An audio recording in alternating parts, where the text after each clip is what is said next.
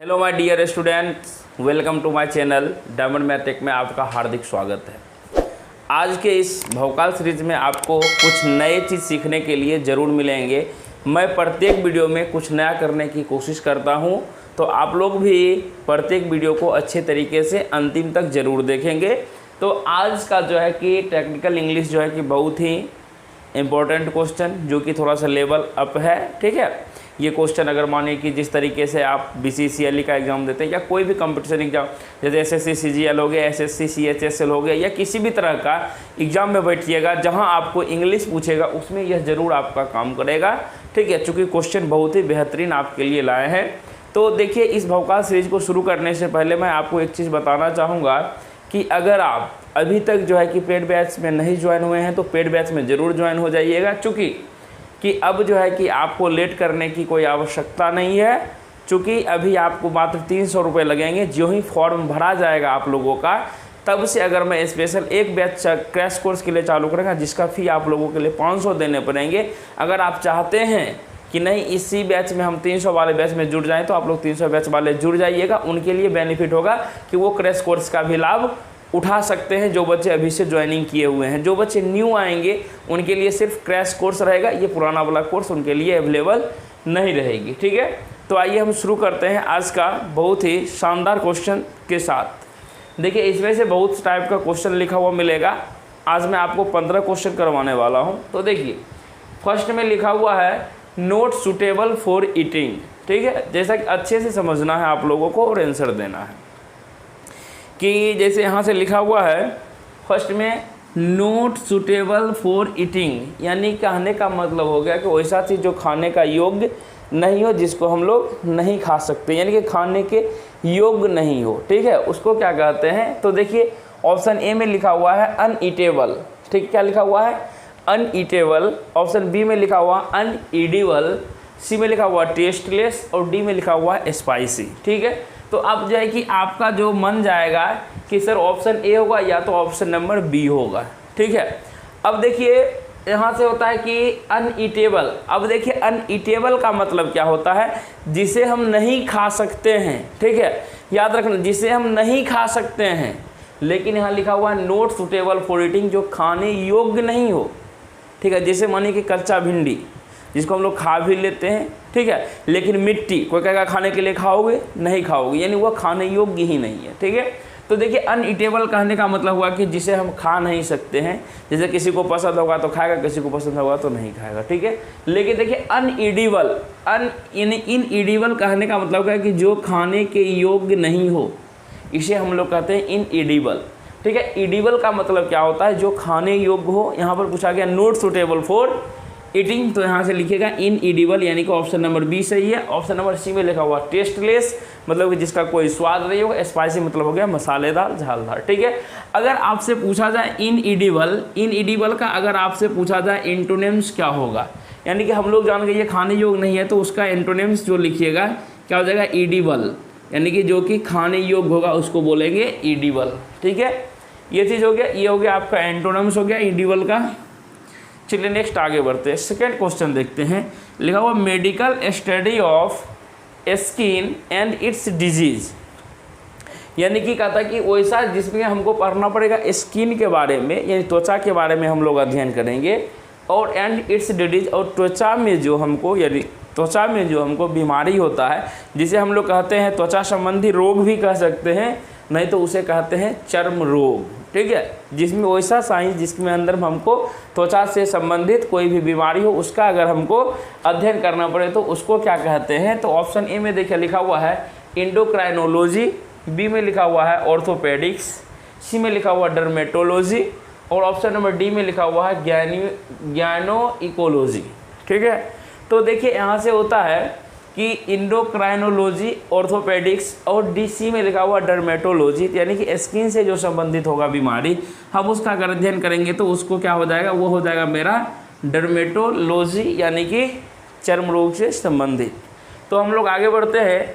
Next देखिए, third से question जो लिखा हुआ है, ये थर्ड नंबर और फोर्थ नंबर जो क्वेश्चन दिया हुआ आपका, ये करेक्ट स्पेल्ड से दिया हुआ है। कि इसका स्पेल्ड आपको बताना है कि कौन सा ऑप्शन सही है, कौन सा ऑप्शन गलत है। ठीक है, तो देखिए लिखा हुआ FASIMMILE, फेसिमिल। ठीक है, फेसिमिल का हिंदी होता है एन एग्जैक्ट कॉपी, यानी कि बिल्कुल हूबहू छाप देना उसको। ठीक है, क्या होता है एन एग्जैक्ट कॉपी। तो इसका जो है कि सही मीनिंग जो होता है वह सही मीनिंग आपका क्या होता है, वह सही मीनिंग जो है कि आपको ऑप्शन नंबर बी में दिया हुआ है FASIMILE, फेसिमिल। ठीक है, फेसिमिल का मतलब होता है एन एग्जैक्ट कॉपी। क्या होता है एन एग्जैक्ट कॉपी, यानी बिल्कुल हूबहू छाप देना। तो कौन सा ऑप्शन सही है, ऑप्शन नंबर बी सही दिया हुआ है। ठीक है, 4 नंबर क्वेश्चन में देखते हैं, लिखा हुआ है एक्वेरियम। ठीक है, ये बहुत बार क्वेश्चन बता चुके हैं तो आप लोगों को याद हो गया होगा। Aquarium AQUARIUM, aquarium. तो ऑप्शन बी में सही दिया हुआ है, बी, यानी कि ऑप्शन बी सही है। अब देखिए एक्वेरियम कहते किसको हैं, यानी कि एक्वेरियम जो होता है कि एक टैंक होता है जिसमें जलीय जीव को रखा जाता है, जैसे कि मछली। ठीक है, वैसा कछुआ, इस सबको पानी में रखा जाता है, यानी कि उसे हम लोग क्या कहते हैं a house for fish, that is called aquarium, यानी कि मछली का जो घर जो हो जाएगा उसको हम लोग क्या कहेंगे, एक्वेरियम कहेंगे। ठीक है, तो नेक्स्ट बढ़ते हैं। देखिए अब जो है कि 5 नंबर क्वेश्चन, ये आपको देखने के लिए नया चीज़ मिलेगा। ठीक है, यहाँ से देखिए कोई वर्ड के अंदर में अंडरलाइन क्या हुआ है, उस कहता है कि ये जो होगा कि सेंटेंस इम्प्रूवमेंट। ठीक है, ये जो पूछा जाता है आपका सेंटेंस इम्प्रूवमेंट, अभी तक जो नहीं पढ़ाए थे, ये 5 और 6 नंबर जो क्वेश्चन दिया हुआ है, ये दिया हुआ आपका सेंटेंस इम्प्रूवमेंट से, क्या कि इसमें से सेंटेंस इम्प्रूवमेंट यानी कि हैव, इसके जगह पर हम और कुछ यूज कर सकते हैं। तो इसको जानने से पहले एक बात और हम बताना चाहते हैं कि आपको अब पूरे YouTube चैनल पर जो है कि मैं आपके लिए लेके आऊँगा, जैसे आप लोगों को पढ़ना है फोनेटिक्स। ठीक है, फोनेटिक्स से भी आपको क्वेश्चन आते हैं, लेकिन देखिए सेंटेंस इम्प्रूवमेंट से भी क्वेश्चन आते हैं। ठीक है, इसलिए आज थोड़ा सा इंक्लूड किए हैं सेंटेंस इम्प्रूवमेंट का, लेकिन फोनेटिक्स का स्पेशल क्लास लेके आएंगे, इसका आप लोग वेट कीजिए। फोनेटिक्स एकदम बिल्कुल क्लियर करके बताएंगे ताकि आप लोगों को कभी दिक्कत ना हो, क्योंकि इंग्लिश का 72 टॉपिक मैक्सिमम टॉपिक ख़त्म हो चुका है। चलिए स्टार्ट करते हैं 7 नंबर, नहीं 5th नंबर होगा। देखिए लिखा हुआ drinking tea is an English habit. ठीक है, ड्रिंकिंग टी। अब देखो यहाँ से ये चीज़ गलत नहीं लग रहा आप लोगों को देखने के लिए कि ड्रिंकिंग टी होता है क्या। चाय को जब अगर आपको चाय दिया जाता है और पानी अगर दिया जाए तो पानी का उठा के गटागट पी लोगे एक बार में, लेकिन चाय को धीरे धीरे चुस्की लेके मज़ा लेके पियोगे। ठीक है, उसको टेकिंग टी कहते हैं। लेकिन यहाँ से लिखा हुआ है drinking tea is an English habit, यानी कि ड्रिंकिंग टी यानी चाय जो पीना है मेरे लिए, वह जो है कि इंग्लिश हैबिट। क्या हैबिट के जगह पे हम लोग कुछ, चूँकि हैबिट इज़ अंडरलाइन वर्ड, यहाँ से ये इसको हैबिट को अंडरलाइन किया गया। क्या हैबिट के जगह हम इम्प्रूवमेंट कर सकते हैं? तो ऑप्शन देखते हैं, लिखा हुआ कस्टम, बी में लिखा हुआ कन्वेंशन, सी में लिखा हुआ ट्रेडिशन, डी में लिखा हुआ नो इम्प्रूवमेंट। तो इसके लिए देखिए कस्टम मतलब होता है जो परंपरागत ढंग से यानी पुराने ज़माने से चलता आ रहा है, उसको कस्टम कहते हैं। कन्वेंशन कहने का मतलब हुआ कि कन्वेंशन जिसको हम लोग कन्विक्ट करते हैं, कन्विक्ट करने का मतलब हुआ कि जो चीज़ चलता है, मतलब क्या कहते हैं उसको, जो है कि जिस प्रकार से किया जाता है। ठीक है, वह क्या कहता है, वो कन्वेंशन हो गया, यानी कि इस प्रकार से किया जाता है उसको कहते हैं कन्वेंशन। ठीक है, लेकिन देखिए ऑप्शन सी में जो लिखा हुआ है, ऑप्शन सी में लिखा हुआ ट्रेडिशन। ट्रेडिशन कहने का मतलब हो गया कि ट्रेडिशनल जो होता है ना, कि कहता है कि यहाँ से ये ट्रेडिशनल मतलब हो गया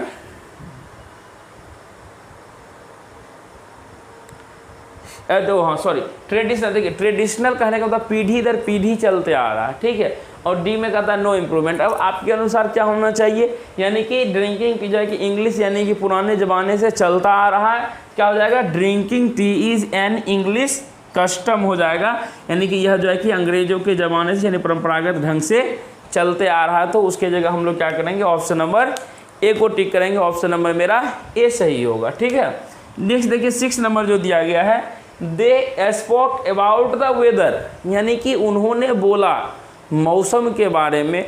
अब देखिए स्पोक क्या कुछ अच्छा लग रहा है सुनने में, क्या स्पोक यानी उन्होंने बोला, यानी कि किसी भी चीज़ के बारे में बोलना। ठीक है, देखिए सेड, यहाँ से they said about the weather, option B में लिखा they talk about the weather, they expressed about the weather, या नो इम्प्रूवमेंट।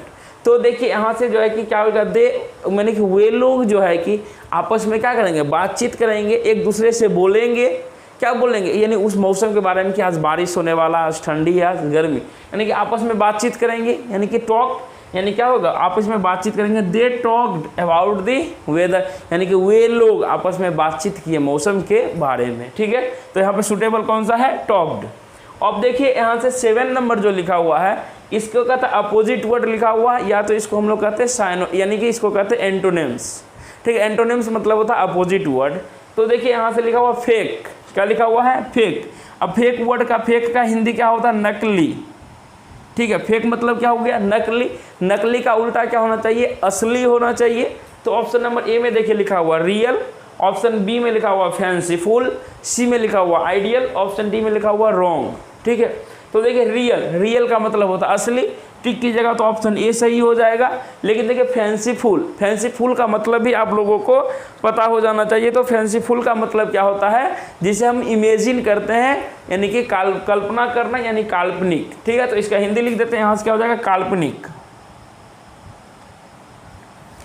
अब देखिए नेक्स्ट लिखा हो आइडियल, आइडियल का मतलब आदर्श, यानी कि बहुत अच्छा।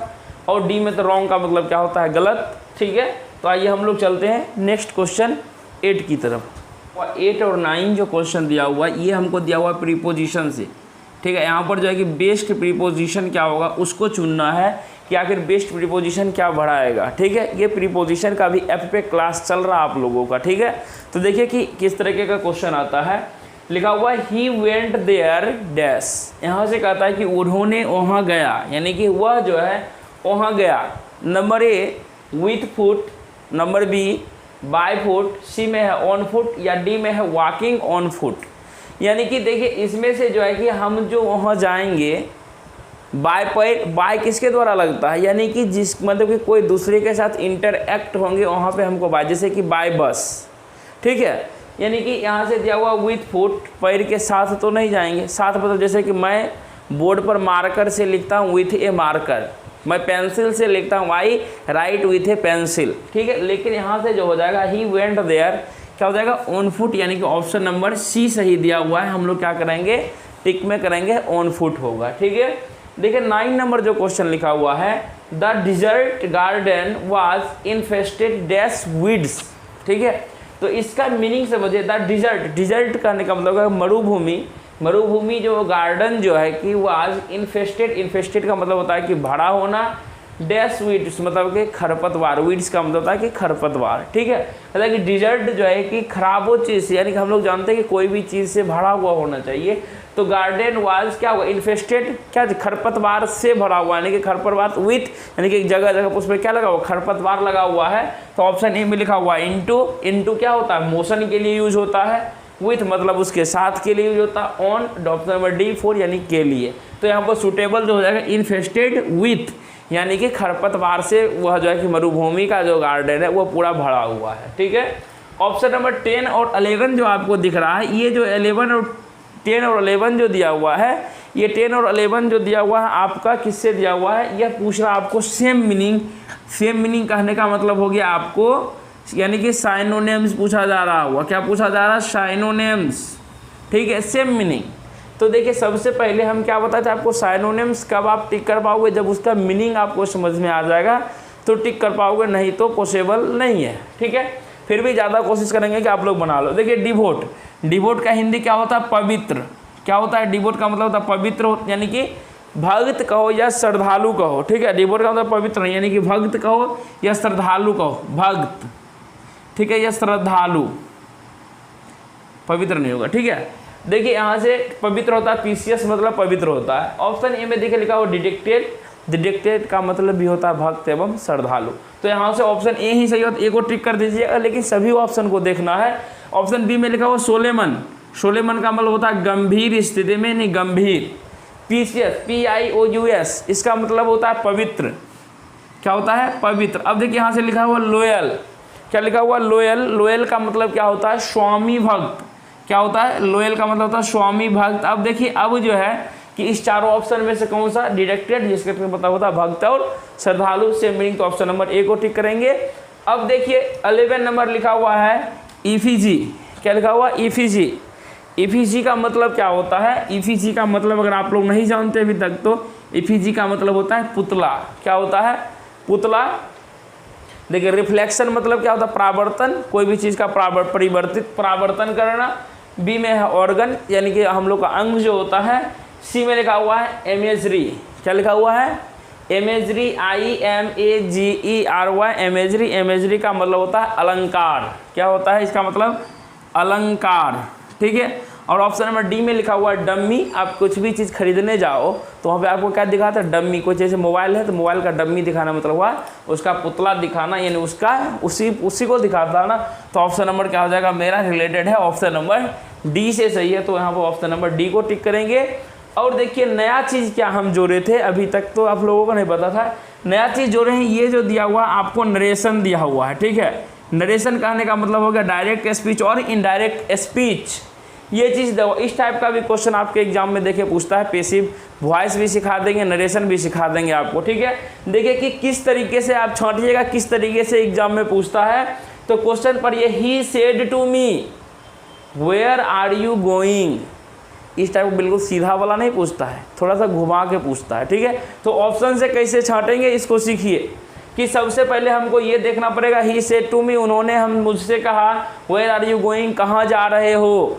लेकिन एक्चुअल में जो होना चाहिए, हम लोग जब इसका क्या करेंगे, ये तो डायरेक्ट हो गया डायरेक्ट स्पीच में। इनडायरेक्ट कैसे बनाओगे? यानी कि ही से टू, यानी कि कहता कि तुम किसी से पूछोगे ना, अगर कोई कहीं जा रहा तुम क्या करो? उससे पूछोगे, यानी कि क्या हो जाएगा? यानी ही आस्क्ड मी, यानी उन्होंने पूछा। यानी कि देखिए ही सेड वाला तो गलत हो गया, ऑप्शन ए गलत हो जाएगा, ऑप्शन सी गलत हो गया। छांट दिया, ऐसे ही छटाता है। सबसे पहले आप लोग यानी कि कहाँ जा रहे हो, किसी से पूछोगे, यानी आस्क्ड आएगा। आस्क्ड तो ठीक है। ठीक है।